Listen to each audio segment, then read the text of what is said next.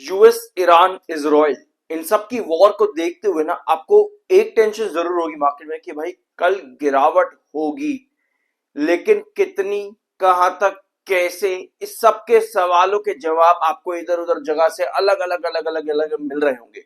लेकिन ऐसा क्या करें कि मुझे किसी से पूछना ना पड़े, इसका जवाब मुझे खुद से ही पता लग जाए। ऐसा कैसे पॉसिबल है कि क्या पॉसिबिलिटीज बन सकती हैं आगे जाकर के, क्योंकि भाई ये जो जियोपॉलिटिकल टेंशन जिस रीजन में है ना, वेनेजुएला में हुई कोई फर्क इतना नहीं पड़ता, ये आपके रशिया यूक्रेन पे हुई इतना फर्क नहीं पड़ता, चाइना भी ताइवान पर चाहे कुछ भी करता रहे अपने साउथ ईस्ट एशिया के रीजन पर, ज्यादा कोई फर्क नहीं पड़ता। लेकिन मिडल ईस्ट आप लोगों को पता चल चुका होगा कि भाई इतना ज्यादा इंपॉर्टेंस क्यों रखता है। तो डेफिनेटली पूरी दुनिया के किसी भी कोने पर कुछ भी हो, लेकिन ये वाले रीजन पर हल्की सी सुई गिरना भी एक बड़ी परेशानी साबित हो सकता है। और यही टेंशन इस समय आप लोगों को है। आपके टेंशन को थोड़ा सा कूल डाउन करते हैं, क्योंकि चीजें पूरे कॉन्सेप्चुअल, टेक्निकल और स्टैटिस्टिकल बेसिस पर इस चैनल पर आपको मिल जाती है। US Iran war, from defence to oil, these sector stocks to remain in focus on Monday amid ongoing US attack on Iran। Oil sector और डिफेंस सेक्टर आपको बताया जा रहा है कि मेजर फोकस यहीं पर ही रहेगा।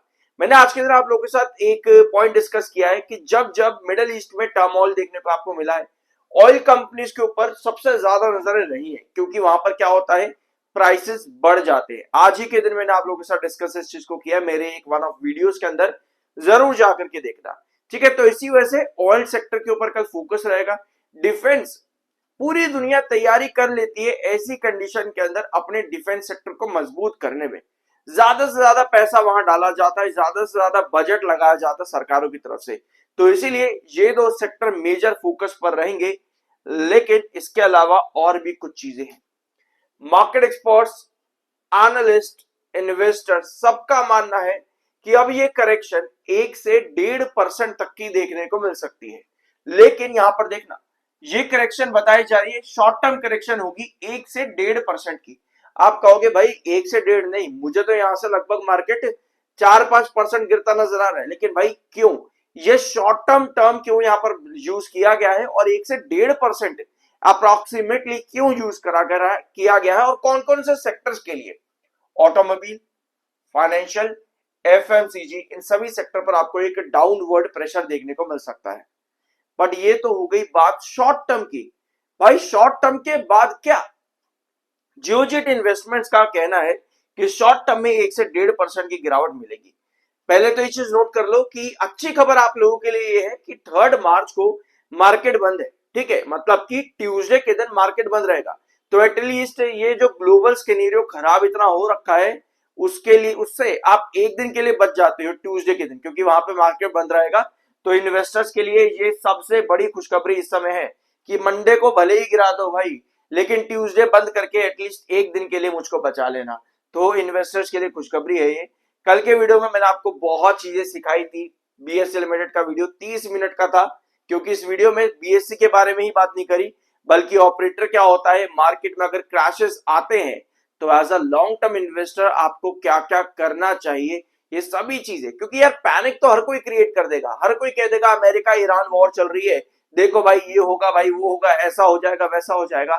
इस बीच में एक समझदार इन्वेस्टर क्या करेगा और क्या उसको करना चाहिए, उसके लिए यार ये बड़ा प्यारा वीडियो मैंने कल अपलोड किया है, प्लीज जरूर जाकर के देखना। और क्या होता है ना कि अच्छे वीडियोस पर ना ज्यादा व्यूज आते हैं, ना कोई सब्सक्राइब करता है। सीरियसली इस वीडियो पर एक भी सब्सक्राइबर नहीं है, कोई सब्सक्राइब करके नहीं गया इस एक वीडियो के ऊपर। व्यूज होंगे हार्डली 2000 के आसपास, बट सब्सक्राइबर एक भी नहीं, क्योंकि लोगों को ये सुनना पसंद है कि मुझे ये बताओ कि मैं क्या करूं, रादर देन कि सीखे हम खुद ही कि मैं क्या करूं, ये जवाब मुझे अपने आप से ही पूछना पड़े।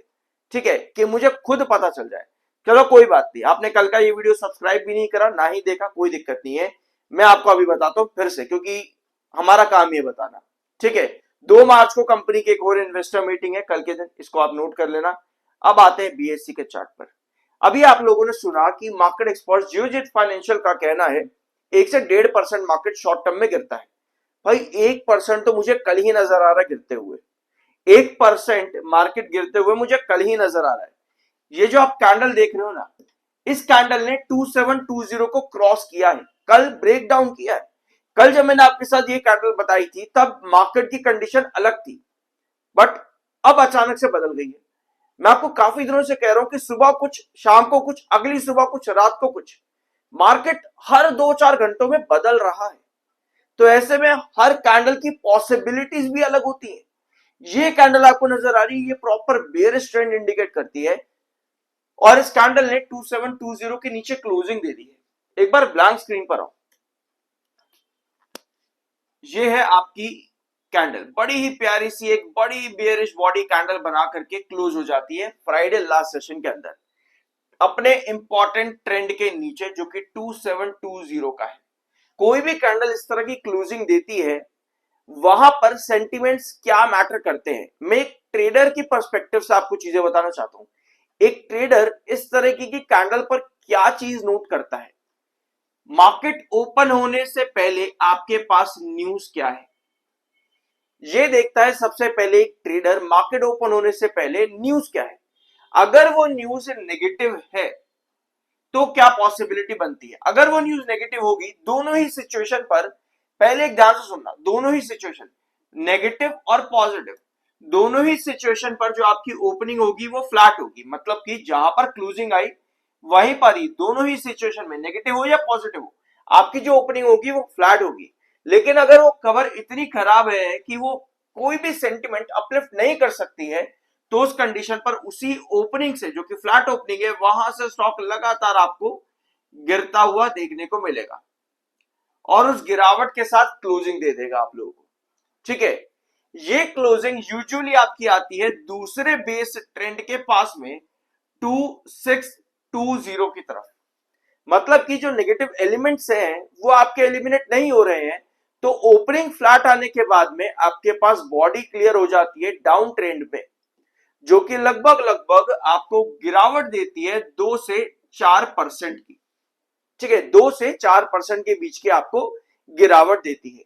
ये हो जाती है पहली पॉसिबिलिटी लास्ट सेशन की कैंडल को देखते हुए। लेकिन दूसरी पॉसिबिलिटी आती कि भाई खबर इतनी बुरी है कि भाई ये कैंडल तो हमको मिलेगी लेकिन एक बड़े गैप के अंदर, मतलब अगर खबर बहुत ज्यादा खराब है तो कैंडल जो आपकी बनेगी ना, बनेगी तो यही कैंडल, लेकिन वो गैप डाउन के अंदर बनेगी। फॉर एग्जाम्पल अभी हम लेकर के चल रहे थे कि 2620 पर आपकी क्लोजिंग आ जाए, लेकिन इस तरह की जब खबरें बहुत बुरी होती हैं तब आपको कैंडल तो सेम मिलेगी, लेकिन वो ओपनिंग उस एक बेस ट्रेंड पर होगी जिस पर आपकी गिरावट पर क्लोजिंग आनी चाहिए थी, वहीं आपको ओपनिंग होती देखने को मिलेगी, मतलब कि कुछ इस तरीके की। अभी तक की जो पोजीशन है वो आपको पहली इस तरह की कैंडल बताता है कि ओपनिंग से ही लगातार गिरावट बने या फिर एक गैप डाउन ओपनिंग आपको इंडिकेट करता है।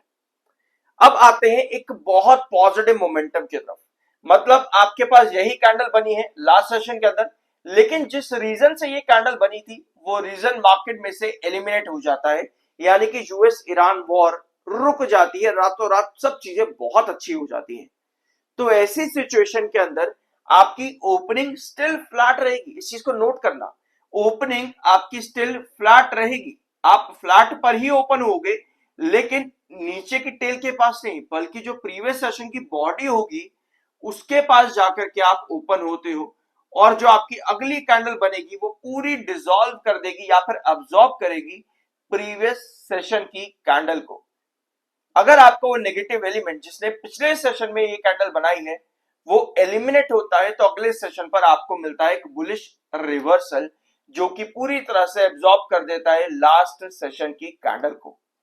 कुछ इस तरह की तीन पॉसिबिलिटीज हर न्यूज पर कि क्या आपके पास खबर आ रही है, उसके अकॉर्डिंग आपके ट्रेंड्स अगले सेशन में दूसरी कैंडल जो पिछले सेशन के अंदर बनी थी उस पर किस तरह से टैकल करेगी आपके सामने खड़ी हो जाती है। अब ये सिर्फ हवाबाजी नहीं है या फिर कुछ ऐसी अपने मन गढ़ंत नहीं है, बल्कि आपको एक्चुअल में ये चीज देखने को मिलेगी। यहां पर देखो, प्रॉपर बियरिश ट्रेंड एक बेस ट्रेंड को तोड़ दिया, अगले सेशन में पूरी कैंडल एब्सॉर्ब कर दी।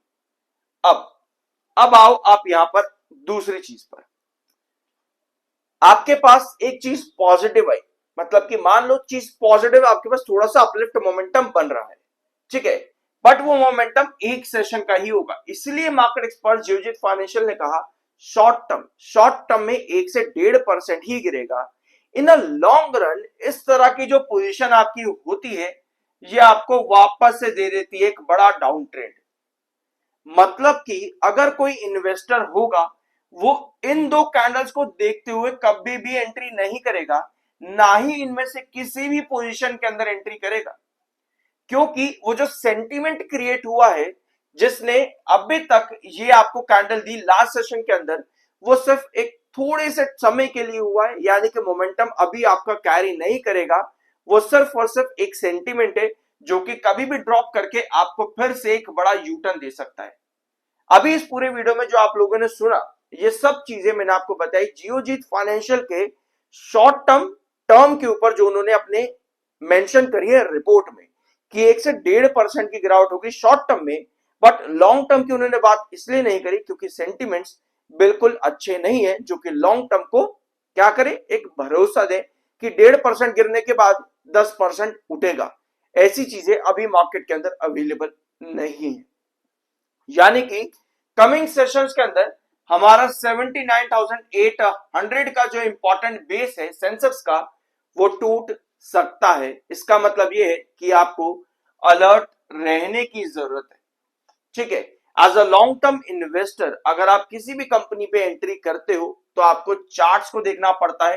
As a short term trader जो मैंने अभी तक आपको बताया है ये स्ट्रैटेजीज होती हैं जिससे इन्वेस्टर्स को बहुत ज्यादा नुकसान हो जाता है, क्योंकि क्या होगा कि एक आधा सेशन आपका मोमेंटम अपलिफ्ट जरूर होता है जिसको देख करके इन्वेस्टर्स एंट्री कर जाते हैं, बट वो असल में सिर्फ और सिर्फ एक बैकड्रॉप बनाने के लिए ही कैंडल क्रिएट करी जाती है और उसके बाद लगातार आपका फॉल आता है।